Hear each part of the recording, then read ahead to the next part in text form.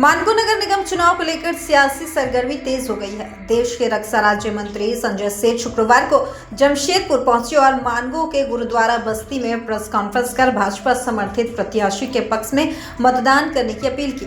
इस दौरान उन्होंने बैलेट पेपर से मतदान की प्रक्रिया पर सवाल उठाते हुए कहा कि बैलेट से वोटिंग में एक एक मतदाता को वोट देने में करीब 4 मिनट लगेंगे, जिससे मतदान प्रतिशत घट सकता है। लालू के समय में बैलेट से मतदान होता था तो आंख बंद कर डिब्बा गोल कर दिया जाता था। ये सब एक सोची समझी साजिश का नतीजा है। मानगो नगर निगम चुनाव में भाजपा पार्टी नेताओं का मानना है कि मैदान में मौजूद कुछ वोट कटवा उम्मीदवारों के कारण भाजपा के पारंपरिक वोट बैंक में सेंध लग सकती है। इसी आशंका को देखते हुए पार्टी अब लगातार अपने स्टार प्रचारकों को मानगो भेज रही है। निगम और पालिका में बुनियादी समस्या के निराकरण के लिए पानी, बिजली, सड़क, मच्छरों का प्रकोप, bleaching powder, fogging machine, birth certificate, death certificate, holding tax, उसके समाधान के लिए हम वोट देते हैं। लेकिन यहाँ पर हेमंत सोरेन की सरकार, कांग्रेस की सरकार चुनाव नहीं कराना चाहती। कारण उनको तो चुनाव कराएंगे तो भारतीय जनता पार्टी के उम्मीदवार बड़ी संख्या में 100% विजयी होंगे। तब रांची की हमारी एक बेटी रोशनी खलको, उसने हाईकोर्ट में रिट किया। हाईकोर्ट के रिट के बाद, हाईकोर्ट के आदेश के बाद सरकार को मजबूर होना पड़ा चुनाव का। अब सरकार कितनी डरी हुई थी कि जब पूरी दुनिया, पूरा हिंदुस्तान डिजिटल हो रहा है, पिछले 25-30 सालों से हम सब ईवीएम की मशीन से चुनाव करा रहे हैं, लोकसभा चुनाव, विधानसभा चुनाव, अन्य चुनाव। अब उनको डर था कि भाई ईवीएम से कराएंगे, हम हेरा फेरी नहीं कर सकते, क्योंकि वो समय हमने देखा था लालू के शासन में आंख बंद डब्बा गोल, और नियत सही नहीं है। अब जिसका परिणाम हुआ कि अब ये मतभ्रष्ट से चुनाव कराने जा रहे हैं। अब एक वोटर जो जाएगा वह पार्षद को वोट करेगा और मेयर को करेगा। कम से कम 4 से 5 मिनट लगेगा तो मत प्रतिशत कम होगा। यह एक सोची समझी रणनीति है सरकार, लेकिन हम चलने नहीं देंगे कि उनकी रणनीति बहुत है।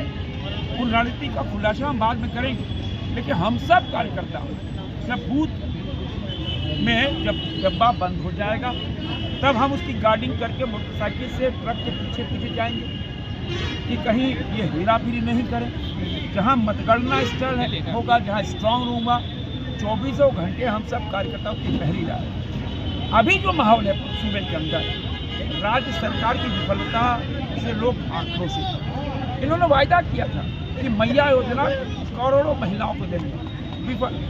26 लाख महिलाओं के नाम का, और यहाँ फाइनेंशियल क्रंच हो चुका है। आप पता करो, झारखंड के थानों में डीजल और पेट्रोल का पैसा नहीं मिल रहा है पेट्रोलिंग के लिए 1 साल से।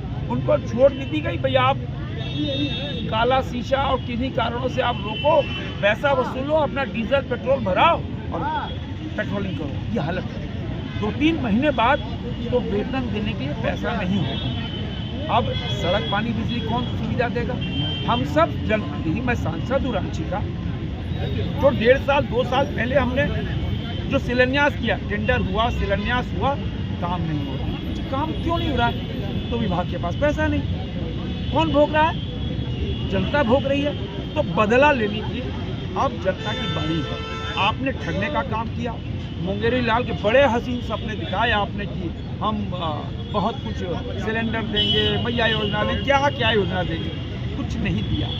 अब जनता बदला लेगी। और आज जब पूरे प्रदेश के अंदर मैं घूम रहा हूँ, जा रहा हूँ, सूचनाएं आ रही हैं, हर जगह भारतीय जनता पार्टी समर्थित उम्मीदवार भारी बहुमत से जीत रहे हैं। यहाँ जमशेदपुर में, मानगो में संध्या दीदी बड़ी भारी बहुमत से चुनाव जीत रही है। मेरा जो आकलन, मैंने जो पता किया, जो सूचनाएं आ रही हैं आम जन से, आम जन भारतीय जनता पार्टी के पक्ष में, प्रधानमंत्री नरेंद्र मोदी जी के उस एनर्जी, उस विजन, उस मोटिवेशन से संध्या दीदी काम कर रही है। और मानगो की तकदीर और तस्वीर कोई बदलेगा तो आदरणीय संध्या सिंह जी बदलेगी। आम जनता जान रही है। और मेरा ये मानना है 28 तारीख को पूरे सूबे के अंदर दिवाली और होली मनेगी।